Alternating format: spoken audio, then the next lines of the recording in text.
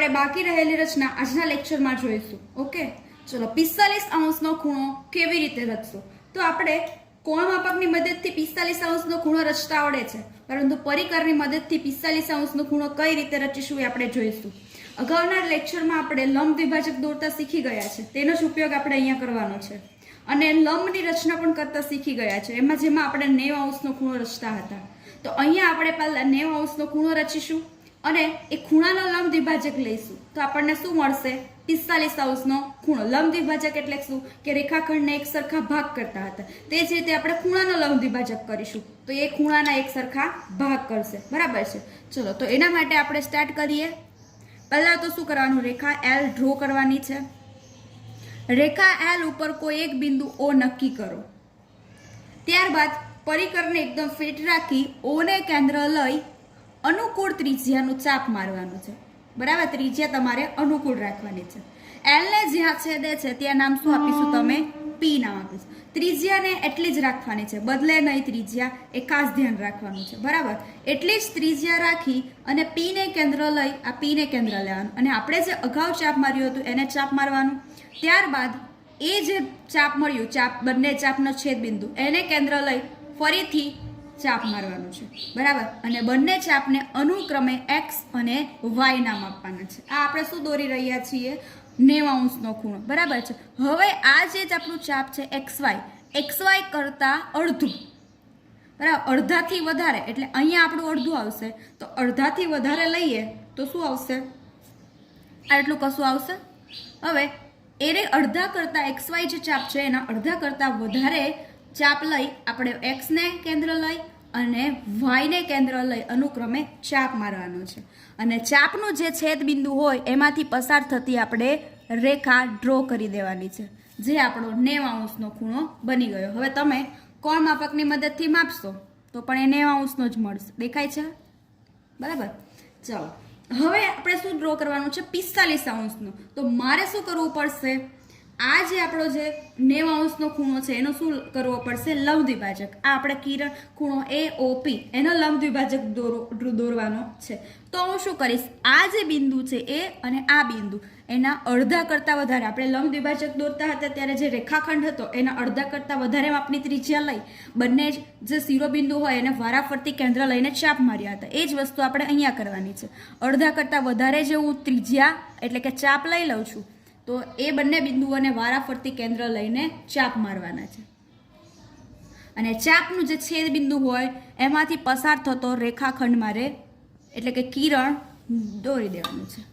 તો આ જે ખૂણો હતો 90°નો, આ બે સરખા ભાગ થઈએ, મતલબ કે આ પણ 45, આ પણ 45, તો આપણને અહીંયા 45°નો ખૂણો મળી ગયો. તો જે રીતે મેં રચના એક્સપ્લેન કરી છે એ રીતે રચનાના મુદ્દા પણ લખેલા છે. જો એ PDF દ્વારા હું તમને સેન્ડ કરીશ ત્યારે તમારે જોઈ લેવાના છે. હવે તમને એક્ઝામમાં 45°નો ખૂણો કઈ રીતે રચો એટલું જ પૂછાશે. બરાબર, તો તમારે ડાયરેક્ટ લખવાનું શું છે? આખા સ્ટેપ નથી લખવાના.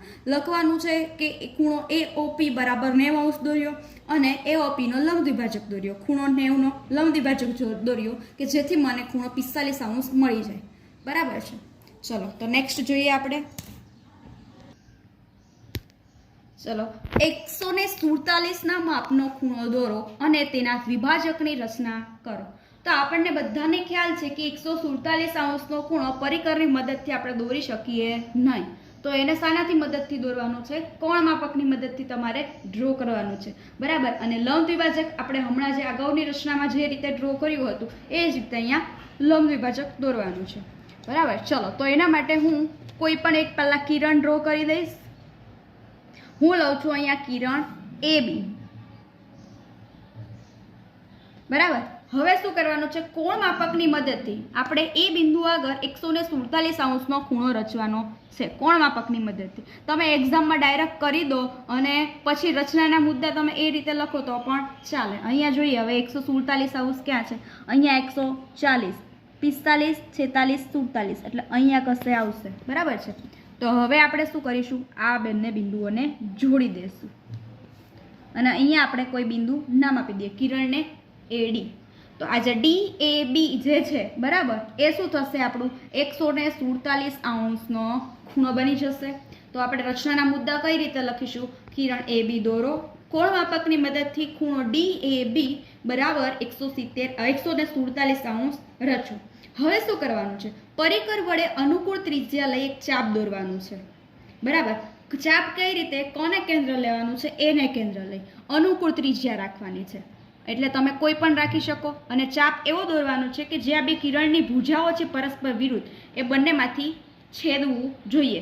બરાબર. તો અહીંયા જોઈ શકાય છે કિરણ AD ને એક બિંદુમાં છેદે છે. બરાબર. DAB ના બંને ભુજ કયા ભુજ છે? કિરણ AB. બરાબર. અને બીજું કિરણ AD. બંને ભુજમાં જ્યાં છેદે અહીંયા અનુક્રમે શું નામ આપવાનું છે? X અને Y નામ આપવાનું છે. એટલે હવે મારે શું કરવાનું? 147 નો લંબ દ્વિભાજક એટલે આમાંથી પસાર થતું એક કિરણ હજી ડ્રો કરવાનું છે. તો 147 ના બે ભાગ થશે.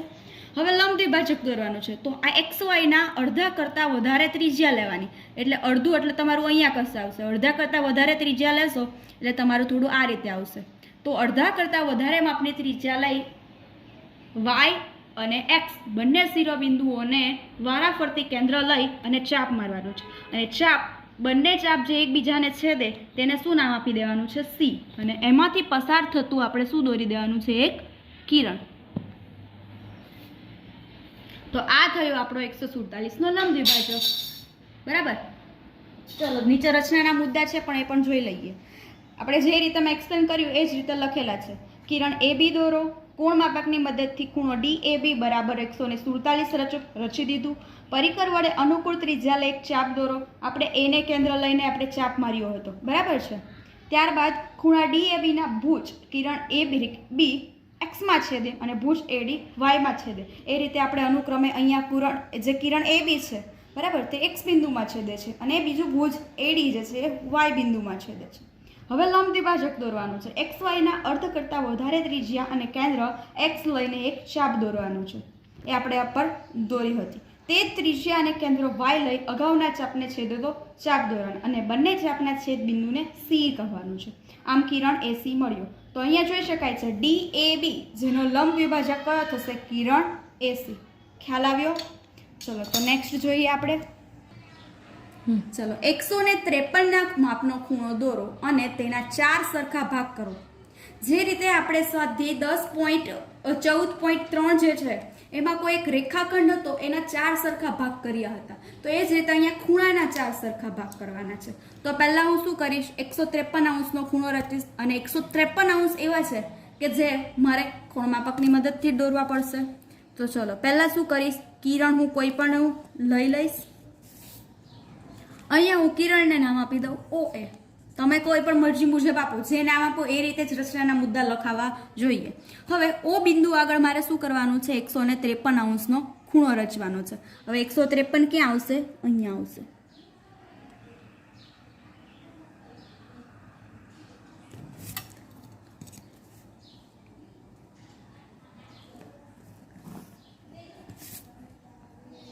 અહીંયા તમે કોઈ પણ નામ આપી દો. તો કિરણ BOA એ કેટલા માપનો થયો? 153 અંશનો થયો. હવે હું શું કરીશ? એના 4 સરખા ભાગ કરવાના છે. જે રીતે આપણે રેખાખંડના 4 સરખા ભાગ કર્યા હતો. કઈ રીતે? પહેલા એક લંબ દ્વિભાજક દોર્યો હતો, એના 2 સરખા ભાગ થયા હતા. બરાબર. અને બંને સરખા ભાગમાં એક ફરીથી લંબ દ્વિભાજક દોર્યો હતો. તો 4 ભાગ મળી ગયા હતા. અહીંયા આપણે એ જ રીતે કરશું. પહેલા કિરણ આજે ખૂણો BOA છે એનો લંબ દ્વિભાજક દોરીશ. એનો લંબ દ્વિભાજક આપણને આવડે છે. કઈ રીતે?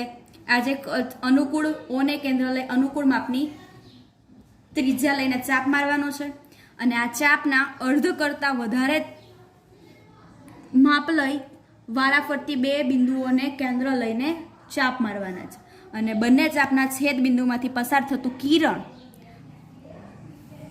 કિરણ હું ડ્રો કરીશ. આ કિરણને નામ આપીશું OC. તો આ 153 નો લંબ દ્વિભાજક થઈ ગયો. બરાબર. ચલો હવે શું કરીશ? 4 ભાગ કરવાના. આ 2 ભાગ થયા. હજી આ બંને બિંદુમાંથી પસાર થતો એક લંબ દ્વિભાજક અને આ બંને બિંદુમાંથી પસાર થતો એક લંબ દ્વિભાજક હું ડ્રો કરીશ. બરાબર. તો મને 4 સરખા ભાગ મળશે. હવે શું કરીશ? કિરણ BOC છે એનો હું લંબ દ્વિભાજક દોરીશ. તો એનો લંબ દ્વિભાજક કઈ રીતે? આ જે માપ પૂરું છે એના અડધા કરતાં વધારે, એટલે અડધા કરતાં વધારે આટલું માપ હશે એ તમારે રેન્ડમલી લઈ લેવાનું છે. અનુક્રમે બંને જે બિંદુઓ શિરોબિંદુઓ છે એને વારાફરતી કેન્દ્ર લઈને ચાપ મારી દેવાના છે અને એમાંથી પસાર થતું કિરણ જે હું ડ્રો કરીશ એ આપણું શું થશે? લંબ દ્વિભાજક. હવે એક કિરણને હું નામ આપીશ OX. એ જ રીતે હવે આ બંને બિંદુ આ જે છે આપણો ખૂણો BACOA એમાંથી પસાર થતો હું લંબ દ્વિભાજક ડ્રો કરીશ. તો એ પણ એ જ મેથડથી અડધા કરતાં વધારે માપની ત્રિજ્યા લઈ ચાપ મારીશ અને બંને ચાપના છેદબિંદુમાંથી પસાર થતું હું કિરણ ડ્રો કરીશ, જે આપણો ખૂણો COA નો લંબ દ્વિભાજક બની જશે અને આને હું નામ આપીશ Y, કિરણ OY. તો જોઈ શકાય છે 1 2 3 4. તમે કોણ માપકની મદદથી માપી જોજો તો આ ચારે ચાર ભાગ તમને સરખા જ મળશે. બરાબર છે. તો આ 153 ના ખૂણો અને તેના ચાર સરખા ભાગ મળી ગયા છે. ઓકે, ચલો તો અહીંયા સુધી આપણે રાખીએ. હવે જ્યારે પણ આપણે લાઈવ વિડીયો લેક્ચરમાં મળીશું ત્યારે આપણે હવે બે જ વસ્તુ બાકી છે, 30° ખૂણો, 60° ખૂણો અને 15° ખૂણો. એ ત્રણ આપણે લાઈવ વિડીયો લેક્ચર દ્વારા જોઈશું. તો આ ચેપ્ટર અહીંયા જ ફિનિશ થાય છે. બરાબર. આ ચેપ્ટરના મોસ્ટ IMP છે કે રેખાખંડનો લંબ દ્વિભાજક અને રેખાખંડના લંબની રચના કરવી અને જુદા જુદા ખૂણાઓની રચના કરવી. ઓકે, ચલો તો આજનો લેક્ચર અહીંયા ઓવર કરીએ.